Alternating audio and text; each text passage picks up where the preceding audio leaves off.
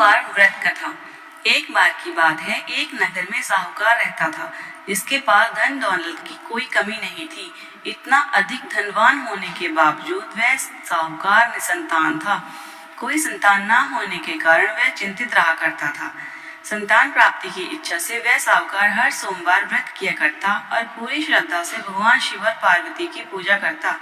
साहूकार की भक्ति से माता पार्वती बहुत प्रसन्न हुई और उन्होंने भगवान शिव से साहूकार की मनोकामना पूर्ण करने के लिए कहा, जिस पर भगवान शिव ने पार्वती जी को समझाने के प्रयास किए और इस संसार में हर व्यक्ति को उसके कर्मों का फल भोगना ही पड़ता है।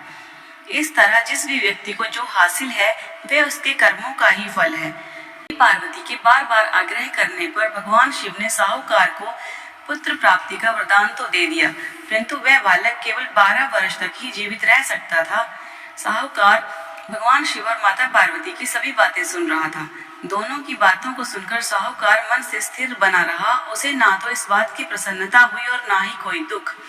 वह साहूकार पूरे मन से भगवान शिव और पार्वती जी की पूजा अर्चना करता रहा। कुछ समय बीता। साहूकार के घर पुत्र ने जन्म लिया। जब साहूकार का बालक 11 वर्ष का हुआ तो उसे शिक्षा ग्रहण करने के लिए काशी भेजने का फैसला लिया गया। साहूकार ने बालक के मामा को धन दिया और कहा कि इसे शिक्षा ग्रहण करने के लिए काशी ले जाओ। साथ ही जाते जाते मार्ग में यज्ञ भी करवाना। जहाँ भी यज्ञ कराओ वहाँ ब्राह्मणों को भोजन और दक्षिणा भी अवश्य देना। इस तरह मामा भांजे यज्ञ करते हुए ब्राह्मणों को भोजन व दक्षिणा देते हुए काशी की ओर निकल पड़े। वहीं मार्ग में एक नगर में कन्या का विवाह हो रहा था, पर दुर्भाग्यवश जिस राजकुमार के साथ कन्या का विवाह होने वाला था वह एक आंख से काना था। राजकुमार के पिता ने अपने बेटे की एक आंख से काने होने की बात छुपाने के लिए एक चाल सोची। उसने साहूकार के बेटे को देखकर सोचा, क्यों न इस लड़के को अपने बेटे के स्थान पर बिठाकर कन्या से विवाह करा लिया जाए। फिर विवाह होने के बाद पैसे देकर इसे वापस भेज दूंगा और राजकुमारी को अपने साथ ले जाऊंगा। इस प्रकार साहूकार के लड़के के साथ उस कन्या का विवाह करा दिया गया। साहूकार के बेटे ने विवाह तो कर लिया, परंतु वह अपनी ईमानदारी नहीं खोना चाहता था। उसे किया गया कृत्य न्याय संगत नहीं लगा। उसने यह बात बताने के लिए राजकुमारी की चुनरी के पल्ले पर लिखा कि तुम्हारा विवाह मेरे साथ हो रहा है, परंतु मैं असली राजकुमार नहीं हूँ। असली राजकुमार एक आंख से काना है।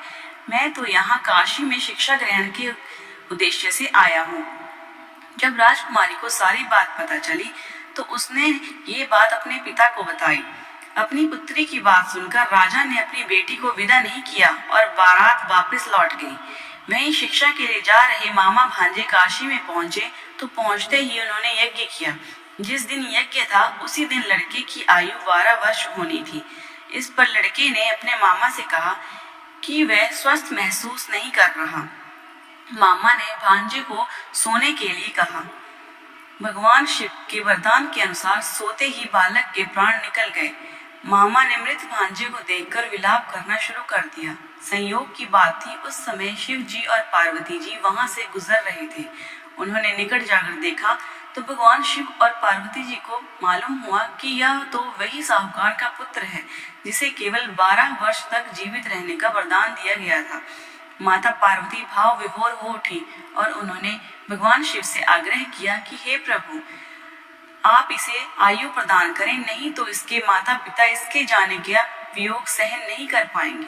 माता पिता के आग्रह करने पर भगवान शिव ने साहूकार के बेटे को जीवन दान दे दिया।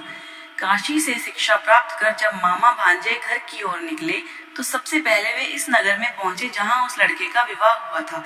वहां पहुंचकर उन्होंने यज्ञ का आयोजन किया तो राजकुमारी के पिता उस लड़के को पहचान गए और उन्होंने अपनी पुत्री को विदा कर दिया। जब तीनों लोग घर पहुंचे तो साहूकार और उनकी पत्नी अपने पुत्र के लौटने का इंतजार कर रहे थे। उन्होंने प्रण लिया हुआ था कि अगर उन्हें अपने पुत्र के जीवित ना होने का समाचार प्राप्त हुआ तो वे भी अपने प्राण त्याग देंगे। साहूकार और उनकी पत्नी ने बेटे को जीवित देखा तो उनकी खुशी का ठिकाना नहीं था। उसी रात्रि को साहूकार के सपने में भगवान शिव ने आकर कहा कि हे श्रेष्ठी, मैंने तेरे सोमवार के व्रत और सच्ची श्रद्धा से प्रसन्न होकर तेरे पुत्र को लंबी आयु प्रदान की है। इस तरह जो भी भक्त जन सोमवार का व्रत पालन कर सच्ची मन से भगवान शिव और पार्वती जी की पूजा करते हैं, उनकी सभी मनोकामनाएं पूर्ण होंगी। सोमवार का व्रत कब से शुरू करना चाहिए? भगवान शिव को समर्पित सोमवार व्रत की शुरुआत श्रावण, चैत्र, मार्गशीर्ष और वैशाख मास के शुक्ल पक्ष के प्रथम सोमवार से करनी चाहिए। ध्यान रहे कि सोमवार के व्रत कम से कम 16 तो अवश्य ही होने चाहिए। सोमवार के व्रत को क्या नहीं खाना चाहिए? सोमवार के व्रत में वैसे तो खाने को लेकर कोई कड़े नियम नहीं है, परंतु इस दिन अधिक तेल मसाले भुना हुआ भोजन, साथ ही ध्यान रहे कि इस दिन व्रत की शुरुआत चाय के साथ ना करें। धन्यवाद।